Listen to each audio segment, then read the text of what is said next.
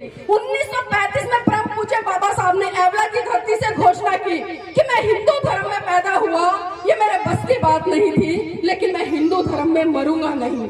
और ठीक 21 साल बाद नागपुर की धरती पर 1956 में 14 अक्टूबर सन 1956 को परम पूज्य बाबा साहब ने अपने लाखों अनुयायी के साथ में बौद्ध धर्म की दीक्षा ली। और जिन परंपराओं के कारण, जिस धर्म के कारण इस देश के एक बहुत बड़े हिस्से को गुलाम बनाकर रखा जाता था, उन लोगों के लिए परम पूज्य बाबा साहब ने आजादी के दरवाजे खोल दिए और उनको एक वैज्ञानिक धर्म देने का काम किया, जिसे हम बौद्ध धर्म कहते हैं। लेकिन क्या मेरे समाज के लोग, इस बहुजन समाज के लोग, कितने लोगों ने बाबा साहब की इस बात को माना? एक बार हाथ खड़ा करिए, कितने लोग हैं जो यहाँ पर ये कहते हैं कि हम बौद्ध हैं? ईमानदारी से हाथ खड़ा करिए। अब आप खुद देखिए, क्या इस आधार पर हम कह सकते हैं कि हम बाबा साहब के सपनों को पूरा करेंगे, या हम बाबा साहब के सपनों का भारत बनाएंगे? बाबा साहब के दो सपने रहे।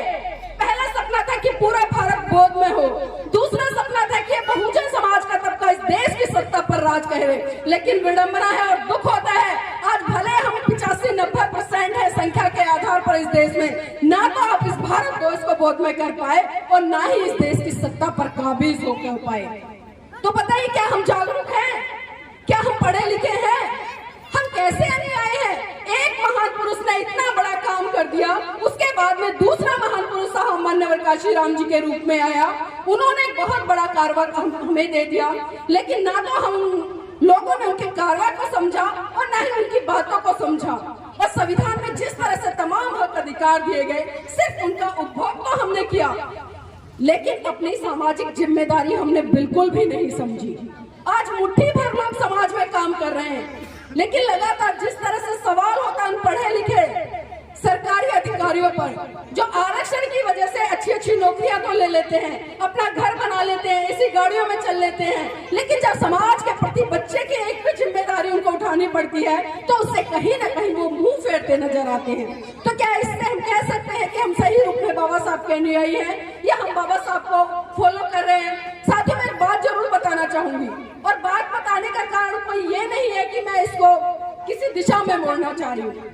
अभी पिछले दिनों उत्तर प्रदेश गोरखपुर में एक बहुत बड़ा आंदोलन हुआ। समाज के तमाम लोगों ने अपने हक अधिकारों के लिए आवाज उठाई। मैं भी वहां पर गई और आपको जानकर आश्चर्य होगा, सिर्फ हमने सरकार से सवाल किए, इससे ज्यादा कुछ नहीं किए। एक पत्रकार होने के नाते मुझे वहां पर अरेस्ट किया गया और झूठा मुकदमा लगाकर 22 दिन लगातार सलाखों के पीछे गोरखपुर जेल में डालने का काम किया। और खाली मैं ही नहीं, मेरे जीवन साथी भी मेरे साथ में थे, और इनके अलावा हम 7 लोग और थे। 9 लोगों को लगातार 22 दिन गोरखपुर की जेल के पीछे डाला गया। और समाज के तमाम लोगों को ये बातें पता थी, जो जानते थे। लेकिन दुख मुझे ये हुआ कि किसी भी व्यक्ति ने इतनी जहमत नहीं उठाई कि समाज की बेटी अंदर है, और वो बेटी जो रात दिन समाज के लिए आवाज उठाती है, किसी भी व्यक्ति ने इतना तक पीड़ा या दर्द उसके प्रति व्यक्त नहीं किया। अरे समाज की बेटी अंदर है कि हम उनके हाल चाल ही ले ले, क्या है, किस मुकदमे में गई है, क्या है, क्या बातें हैं। क्योंकि मैंने कहा ना, आज हम बड़े स्वार्थी हो गए, सिर्फ हमने अपने लिए जीना शुरू कर दिया है।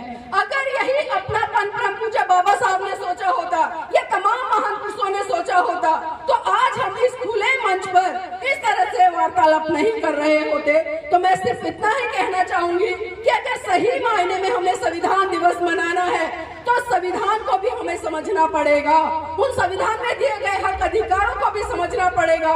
क्योंकि हम हक अधिकार तो अच्छे समझ रहे हैं, लेकिन जो उसके प्रति हमारी नैतिक ड्यूटी होती है, समाज के प्रति जो नैतिक ड्यूटी होती है, या जो हमारे समाज के मिशन मूवमेंट में लगे हुए लोग हैं, उनके प्रति जो नैतिक ड्यूटी होती है, उसको हम कभी भी अच्छे तरीके से समझने का प्रयास नहीं करते।